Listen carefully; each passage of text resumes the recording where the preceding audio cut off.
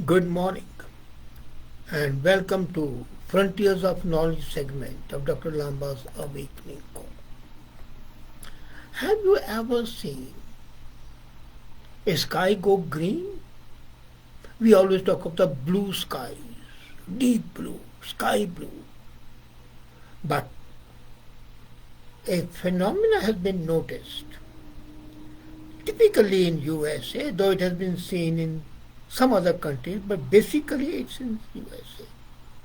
And especially in the states of Nebraska, Minnesota, and Illinois.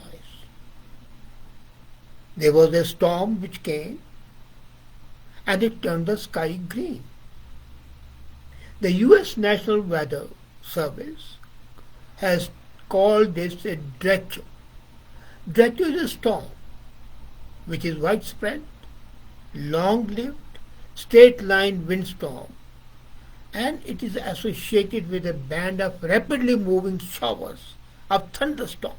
So imagine a series of thunderstorms in one straight line. And as the storm hit, it turned the skies green. And many experienced storm chasers claim to have never witnessed such atmosphere till now. It's a new thing which has come up. And as the storm rolled in, the wind gusts at around 140 kilometers per hour snapped power lines, knocked down trees, and it turned the skies green. And many of the storm chasers were shocked, amazed. What's happening? Because sky turning green is an experience never opened. And this atmospheric optics has amazed all the weather watchers. What is it? And how did it turn the US sky green? These are the questions facing everybody. And we are going to talk about that. First now, what is a derecho? A derecho is, as I said, a widespread, long-lived straight-line windstorm full of rapidly moving showers and thunder showers. And the word name comes from the Spanish word derecha. Derecha means straight. So, there is a difference between a derecho and a tornado. Tornado moves in a cyclical, rotational manner. This is a straight line. And it travels hundreds of miles and covers a vast area. So imagine it, a storm, one after the other, series of the thunder showers within that, moving at a breakneck speed. And then it turns the whole proverbial blue skies into green skies, full of envy. But as some acolytes of one religion said, this is the coming of Islam. Quite possible. And being a warm weather phenomena, it generally is, but not always, occurs during summertime, beginning May. Most hard hitting in June and July, which happened just a few days back. However, they are a very rare phenomena as compared to the showers like tornadoes or hurricanes. Now, for a storm to be called a derecho, the wind gust must be minimum 93 kilometers per hour. But it has been seen that this time the derecho speed was more than 400 kilometers per hour. And according to the University of Oklahoma School of Meteorology, the time gap between successive wind changes should not be more than 3 hours. But why does the sky turn green? They say, the meteorologists, that they result in green sky due to light interacting with huge amount of water they hold. And the report says that it is to be believed that the big raindrops and hail scatter away all but the blue wavelengths due to the primary blue cover penetrates below the storm cloud. So the blue cover is penetrating below, and that is giving place to green. Then this blue color basically combines with the red yellow color of the afternoon or the evening and produces green. Now, amazingly, there are three different types of Drechels. They can be progressive, they can be serial, they can be hybrid.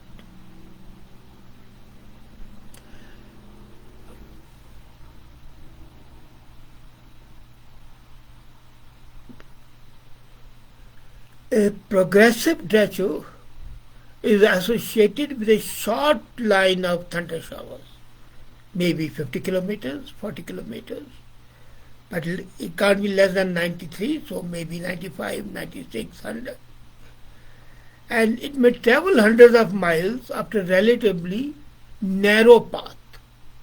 And it happens mostly in summer. It's a summer phenomenon, limited to summer. And a serial Drecho has an extensive squall line, wide, long, covering large areas, as this time's Drecho was, with a speed was more than 400 miles per hour. And the serial Drecho, the third variety, it has a extensive small squall line, wide, long, and that happens in spring or fall. But this time it happened in summer. Now hybrid ones combine both the features, both progressive and serial. So maybe this was a hybrid. Now why do they occur?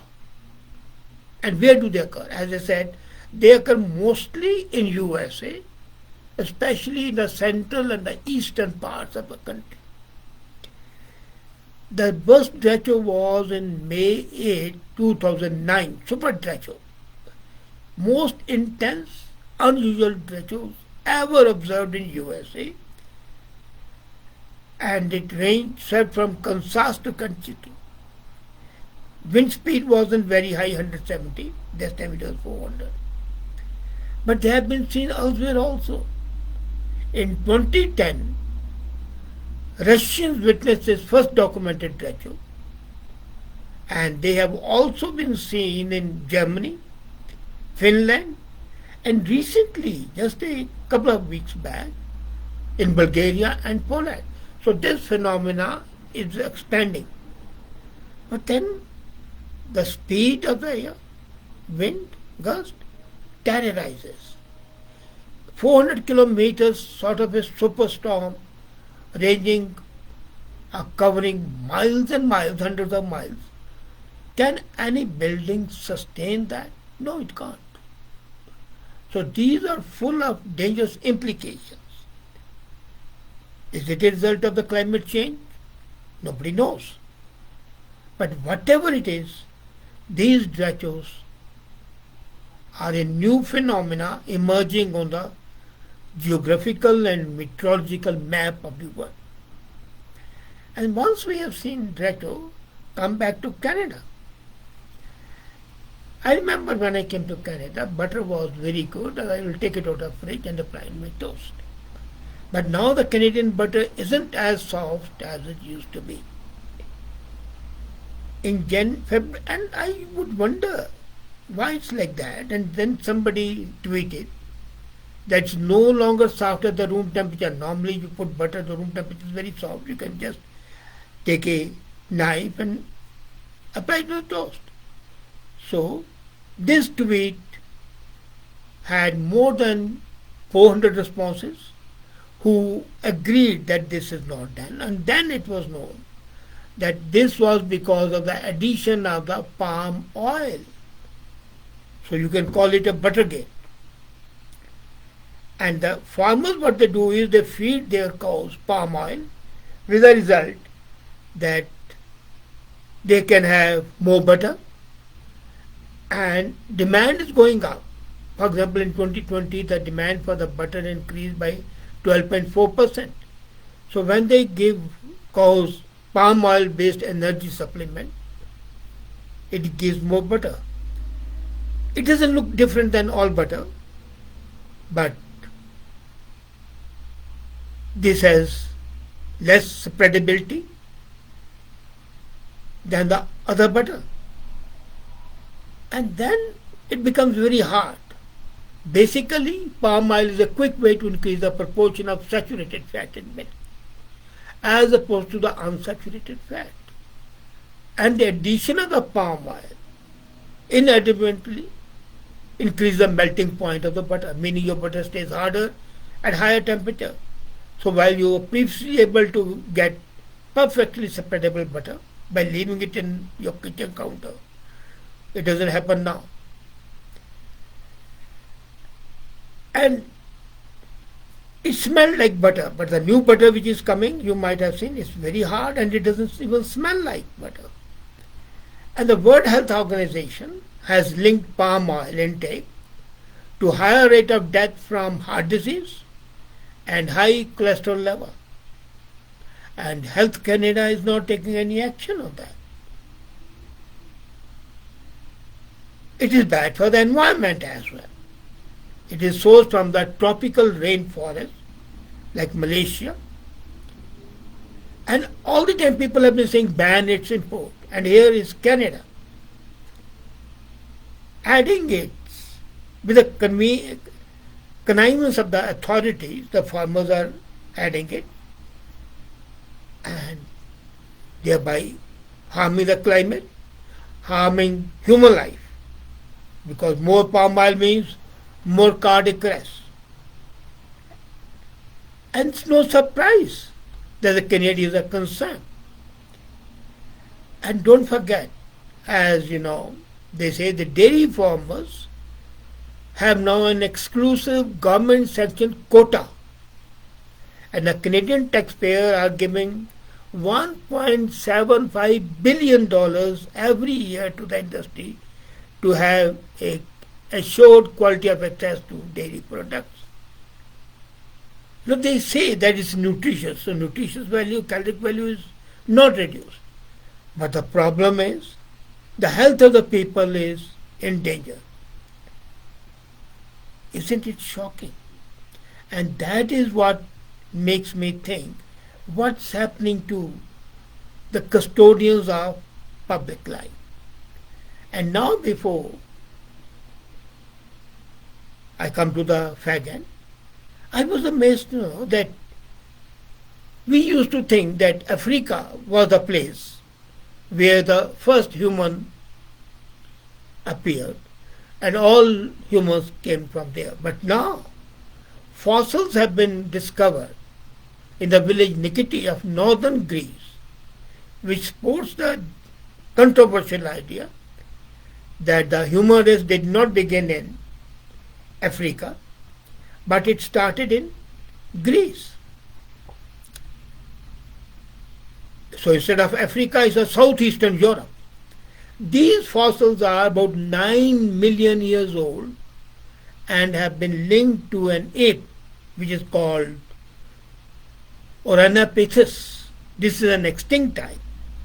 And according to a team led by David Began from the University of Toronto's Department of Anthropology, they analyzed and they say that these likely remains belong to a male animal from a potentially new species. They extracted the upper and the lower jaw of the ancient ape, and they found that the humanities forebear may have evolved in Europe. So it's quite possible that they evolved both in Europe and in Africa, but Africa was a bit ahead, so they started moving towards Asia. But then the consensus that they originated, which started from Darwin, is now being challenged. And Darwin speculated that the humans could have originated in fossils, but there was no discovery at that time. So Began does not believe that the ape in Greece was Homo sapiens. He says it was the first human. Now the research team led by Began determined that this 7 to 9 million old ape was the first human. So if the ape ancestor could have been 2 million years earlier than. So 11 million years old back, the human beings emerged in Europe according to this theory. Now, how far this theory is dependable or acceptable will depend. But that much shows that the southeastern Europe, which once occupied by the ancestors of animals such as giraffe and rhino, might also be the first place where the humans appeared. And that changes the very theory of evolution of man. And with the result that the scientists now have to start de novo about the origin of man.